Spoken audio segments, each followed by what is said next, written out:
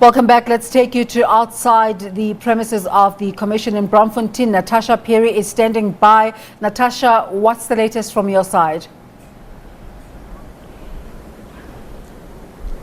Well, very good morning to you once again, Desiree, and of course to our SABC viewers. The Commission has adjourned for that tea break, but just to remind the viewers what actually came out tops in the discussions in the State Capture Commission, Desiree, the issue of the Gupta leaks. We heard the advocate friend just asking Ramaphosa and saying that the Gupta leaks came, about 5 years after the allegations of state capture started surfacing, and for 5 years it seems as if the ANC or President Cyril Ramaphosa did nothing at that time. And of course Ramaphosa conceded that of course that is the case. He also commended the media for reporting on state capture and said that the Gupta leaks had activated Parliament's role to investigate the matter. But in terms of what's actually going on outside here, Desiree, we're joined by members of the ANC. We were told that they're starting to mobilize themselves, and just across the road, just behind the police Nyala, we are told that more ANC members are due to come and somewhat picket and show their support for the Commission. If you remember, yesterday we spoke to the SACP, who are also here showing support for the Commission and commending ANC President Cyril Ramaphosa for coming here, saying that he is actually leading by example and showing accountability on the part of the ANC. As you know, that the ANC has time and time again reiterated its support for the Commission. We saw that earlier on in the ANC's January 8th statement, but yesterday as well in the ANC President Cyril Ramaphosa's opening statement. But let's just speak to the two gentlemen that are here with me. For the purpose of the viewers at home, just please introduce yourself and where you come from. Yeah, my name is Shimama Hlatsi. I'm from the Free State province. I'm with Comrade Vuisi Lekaplaki. Is from here in Gauteng, in a region called West Rand. So, Mr. Mahlatsi, have you come out in support of the work of the Commission and in support of ANC President Cyril Ramaphosa? We have come here to support the African National Congress. Viewers must be reminded that the State Capture Commission support is the resolution of the 2017 NASREC conference. Therefore, delegates at that particular conference took a resolution that the African National Congress must support the state capture. The African National Congress must fight corruption. The African National Congress must root out corruption.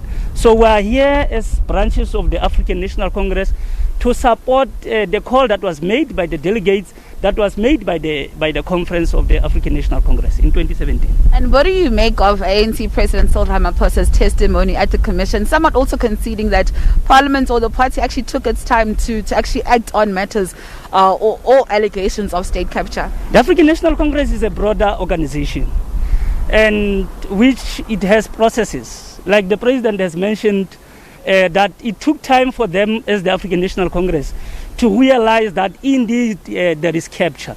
But you would recall that how the state was starting to lose, how the state was starting to do wrong things, even wrong things that were happening in the African National Congress. Remember, even yesterday, the President spoke about patronage, which at the end of the day, it was used for leaders of the African National Congress to achieve the particular issue of the state capture.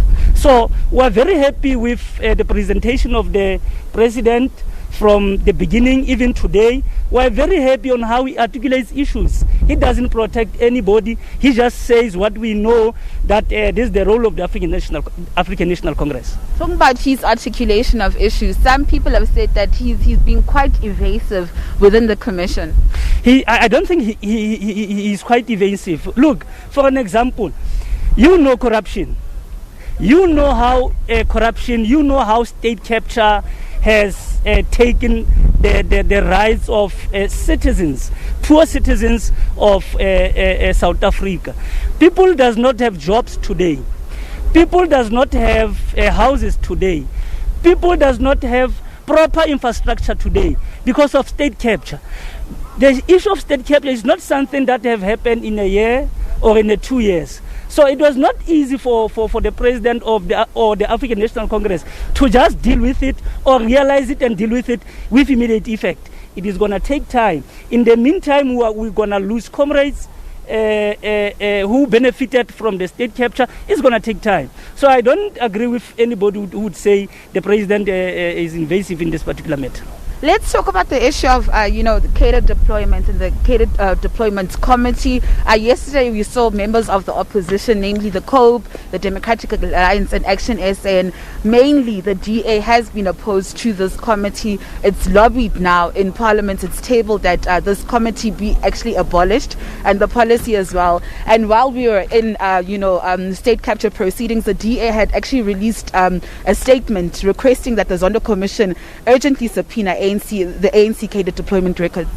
The African National Congress is an organization which has processes I've indicated earlier on. The issue of catered deployment must not be misused. We are in the new era now, in the new era of realizing skills.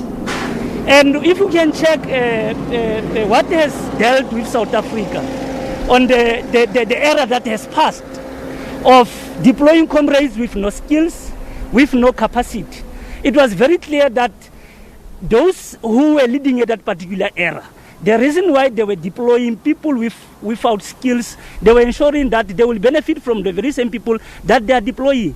So there is nothing wrong with the deployment committee of the African National Congress. It is there in policies of the African National Congress. The only thing that was wrong at that particular era is to deploy people with no capacity into big positions of power. So there is nothing wrong. DA has its own way to deploy its own cadres, and we cannot entertain that. The ANC has its own way, and the right way now is how do you think that you could rectify that to ensure that the right people actually appointed in these sectors? The ANC that we've elected now, we're very happy with it. We're very happy on how it runs its affairs. We have confidence of people that they started to deploy in this particular new era. Remember, I made it very clear that we're talking about the new era here. So we're happy with how the NEC is running things. We are quite aware that in the SOE, our organization is going to deploy people with capacity. Our organization is going to deploy people with skills. So we're happy in which how the African National Congress is doing things currently. Let's forget about that particular era of wrong things and focus on the new era of right things, of ensuring that. I'm going to have to catch you here. We're going to catch up with you later on around lunchtime. We understand that they will be addressed by NEC member Ronald Lamola outside here. Yes. So, of course, we will bring those proceedings to you live. But, of course, we will be also talking to these members of the ANC that have come out, like he said, in defense of the ANC and in support of the Zondo Commission. With that said, Desiree, it's back to you in studio. Thank you so much, Natasha. I see Golden Miles Budu in the background there. I imagine Natasha will speak to her in a bit. But for now, let's get analysis of day 2 of President Ramaphosa's testimony. We're joined now by political analyst Sanusha Naidu. A very good day to you, Sanusha. Thanks for making the time. Good day to you, Desiree, and thank you for the invitation. I'm going to play a few clips during our conversation. I'm going to start with the one about media. Let's just play that clip about what the president said about media today. I will commend the role of the media. The media has played a phenomenal role in investigating state capture and bringing it to light and continuously reporting on it.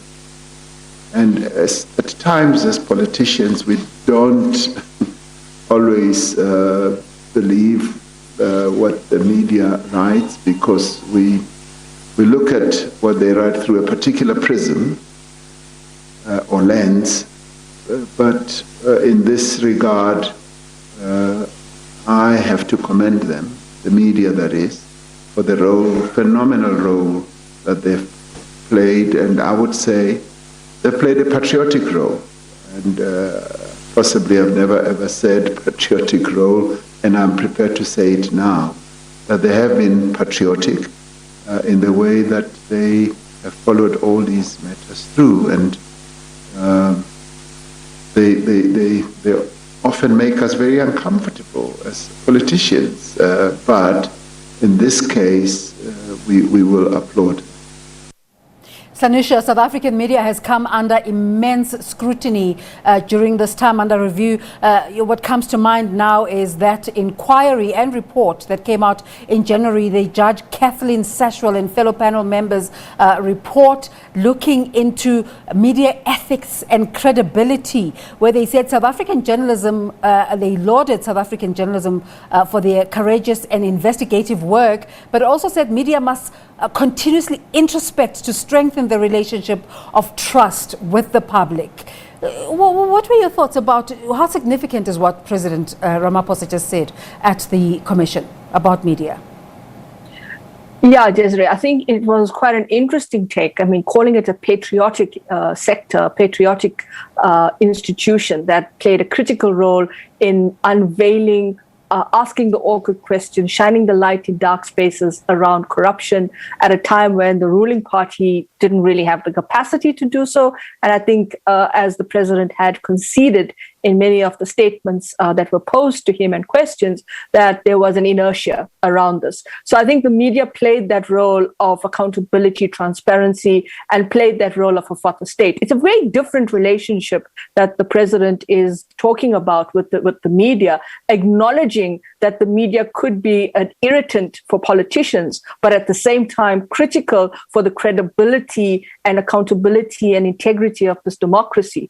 And I think to contextualize it, it's fun. It represents an acknowledgement, I think, very often that the media gets caught in the crossfire of when the politics of corruption and tender irregularities and other levels of graft are so politically sensitive in the country that the political party, the ruling party as well, has come out against the media. And I think this is where the media kind of, for all its hard work and its long nights, and also dealing with the threats of being whistleblowers and dealing with that level of security issues against the journalists, etc., that were doing the investigative journalism.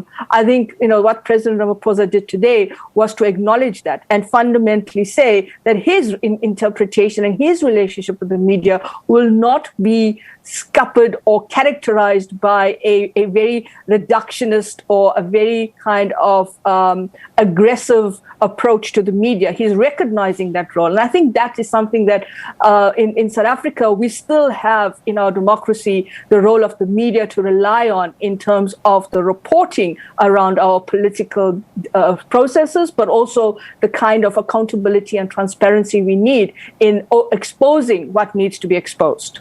I'm going to ask you to hold on there, Sanusha. Let's now cross over to our political editor, Mzwayi Mbeje. He's standing by with former cabinet member and head of policy in the African National Congress, Jeff Radebe. Mzwayi, what's Mr. Radebe saying today?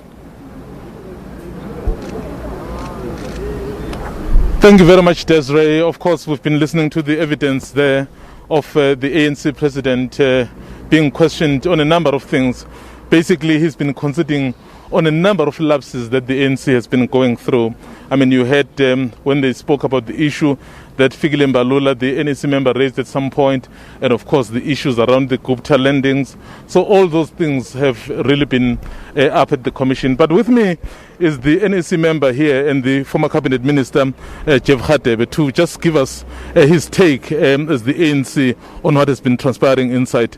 Mr. Radebe, you've been sitting through as the ANC. So what is the assessment of everything that is happening there?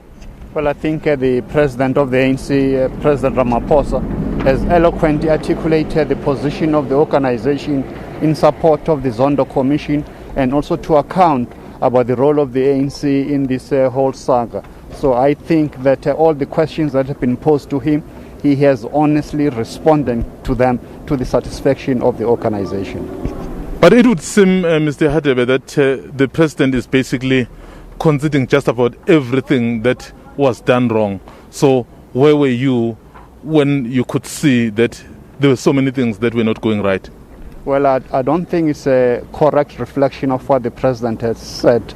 In his opening statement yesterday, he was giving a historic background of this issue, the role of the ANC, the various National Executive Committee decisions, but more particularly decisions of our national conference starting in Mangaung in 2012 right into the national conference at Nasrec.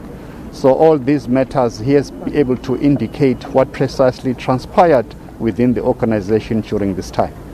So from here onwards, can we see a changed ANC? I mean, from his tone, he's basically saying you as the ANC are using this opportunity as a restart.